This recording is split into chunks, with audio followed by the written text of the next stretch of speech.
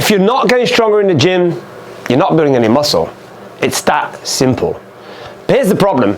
Most people think that progressive overload is just about adding weight to the bar. Well, that's a big mistake. Today, I'm breaking down the real science behind progressive overload, how strength gains actually work, why exercise selection is critical, and how to structure your training to get the best results. I have spent over a decade coaching clients to life-changing transformations, and I run my own personal training studio here at the HB Health Hub. This isn't just theory, guys. It's what works in the real world. By the end of this video, you will know exactly how to train smarter, not just harder, to maximize your strength and your muscle growth. In today's video, we're going to be talking about progressive overload. This is my first exercise. I've done already 3 warm-up sets. I am ready now for my main working set. Last time I did this, I did 150 for 7 reps. So my goal is to go to 162.5 today and try and get anything between 4 to 8 reps. By going up in weight, I'm already progressing. And so let's get into it. 1, 2, 3.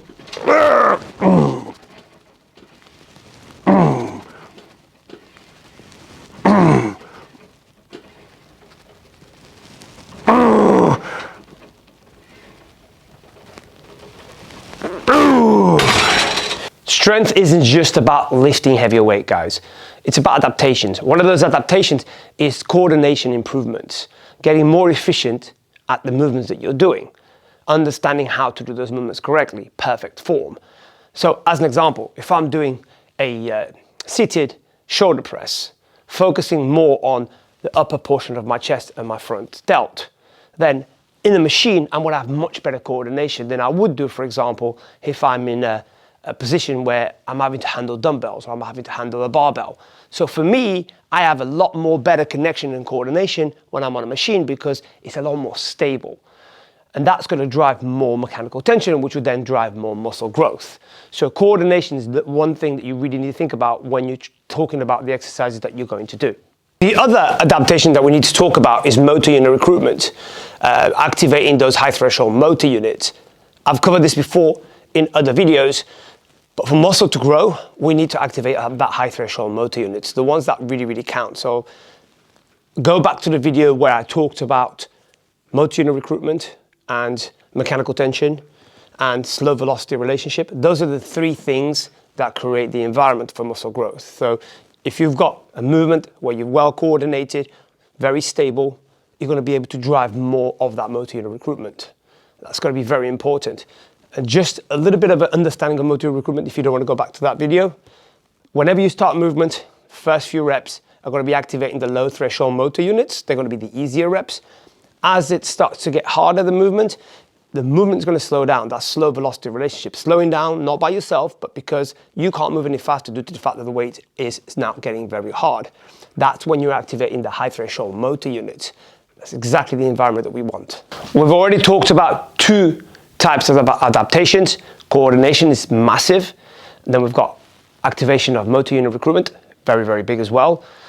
And this will differ from person to person. If you've just started training, that coordination is going to take a while to get in there. And you'll see that you're probably going to get a lot more strength gains at the beginning as your coordination becomes better than you will muscle growth. There's no doubt about that.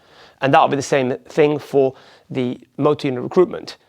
At the beginning, if you've never trained before, you're going to even the low threshold motor units that you recruit will probably create you to grow some type of muscle because they've never been activated in that level before. But as you become more experienced, we really require those high threshold motor units. So a more experienced lifter like myself really requires those high threshold motor units to actually create any type of muscle growth. The other thing as well for beginners especially is tendon stiffness and lateral force transmission, which basically just means stronger, more resilient tendons. As you first join the gym or anything where you're going to lift with load, those tendons will get stronger. Again, you'll see a lot more strength gains to start with than you will any muscle at all. But these are all progressive adaptations that are happening, and they're all part of progressive overload. Second exercise, guys, we're doing the machine chest press. We're only doing 1 working set here. Before we do the working set, as I said, strength gains they will plateau in certain areas, but hypertrophy, muscle growth, that keeps on pushing forward. We can keep progressing with that because once you've got the coordination down to a T, that's done, right? That's not got to keep progressing. Once you've got the tendon stiffness sorted, that's going to be done, right? Once we've got the we've gone through the low threshold motor units, we've become a little bit more experienced. We then really need to activate those high threshold motor units. That's done. And so really then it's all about progressively getting more muscle. Strength is going to come very quickly, especially if you've never done anything before. You're going to see a lot more strength gains to start with. They're not going to translate straight away into muscle growth. But as time goes on, the muscle growth, progressive overload that we want is really the one that matters. So this is one right now, for example. I did 255 last time for 3 reps. I'm not happy with 3 reps. I want to be doing anything between 4 and 8. So I'm dropping this down to 250 and just see what I can get out of that.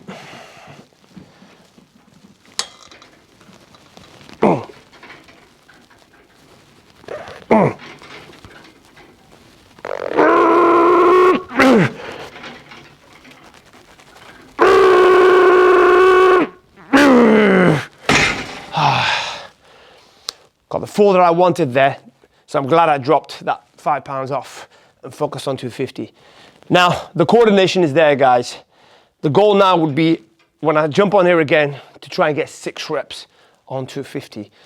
That a little bit of progressive overload is what we want. Today, as an example, did I progress there? No, because last time I did 255 for 3 reps. Today I did 250 for 4 reps. So I dropped the weight and increased the rep. But really, because the weight last time was heavier and I did 1 less rep, I would say that's about the same. I haven't progressed, but I would have had more stimulating reps in this particular rep set because I did 4. Okay, so out of that, maybe I got 3 good stimulating reps because it was hard from the word go. Again, I've talked about stimulating reps on other videos. If you don't know what stimulating reps is, go and check it out on the other videos. But yeah, that wasn't progressive overload, and you're not going to get progressive overload all the time. As you become more advanced, you're going to start getting to that top ceiling of what you can do, and then slow increments every time you train is what we want. Even if you just get maybe 1 or 2 within your whole session, that's a way forward. When you're brand new and you're just starting, you're going to see a lot of progression on a week-to-week basis, on a day-to-day basis. But again, most of that is not going to be muscle growth. And most of that are going to be the adaptations that I've already talked about. But Helder, isn't squats, bench, and deadlifts better and makes me grow everywhere? That's what I've been hearing everywhere. Guys, strength is exercise specific. Some muscles don't fully activate in those compound lifts. So as an example, if we're training squats, we're working the quads in the lengthened position. We're missing out the rec fem, the top of the actual quad itself, which will be then done on the leg extension. If you're doing a bench press, you're missing out on the long head of the tricep. We will need some tricep movement to activate those triceps in its full range of motion. So these key lifts are not the be-all and end-all. And in my opinion, most people actually can't perform these lifts correctly and takes a very long time because of that coordination that I talked about earlier. They are very complex moves requiring a huge amount of coordination.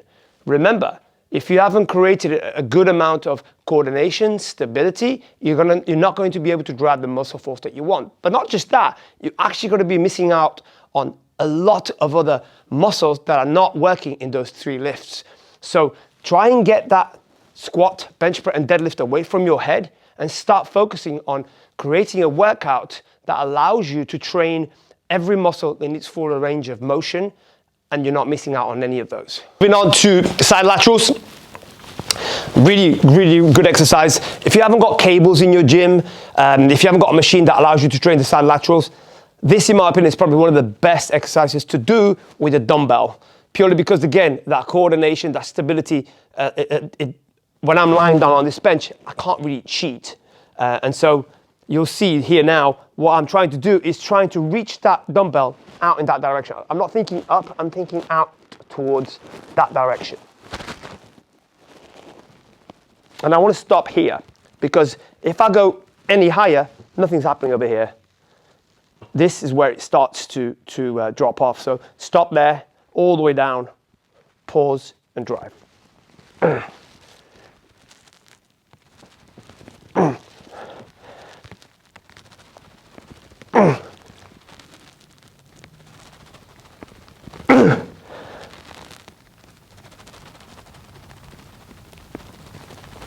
Ooh, 7. So applying progressive overload is pretty simple. It's not just about adding weight. It's understanding that progression is going to happen first, maybe with strength gains, and then once we become more advanced with coordination, with stability, with mind-muscle connection to the muscle that you're doing, choosing exercises that allow you to work in a full range of motion, then we want to try and add maybe reps, maybe more sets. The reps is the one that I really think about more. You want to be in a rep range of 4 to 8. In my honest opinion, that's the best rep range out there. For example, if I'm about to do this exercise and I now hit 8 reps, the next time I come in, I want to up the weight on that. I don't want to be doing the same weight if the goal is to grow muscle. And that's how progressive overload works. Once you've got all those coordinations, you feel stable in an exercise, then it's about driving with the muscle that you're trying to work, not overcompensating by cheating and using other muscles, because then that isn't progressive overload, because you're using other muscles to actually do the movement. So progressive overload is very simple, but we need to make sure that we apply all of these concepts to it before we can even think about progressive overload. Now, it's time to train. We got full stack on this last time for 7 reps. Let's see what we can get out of this. Okay.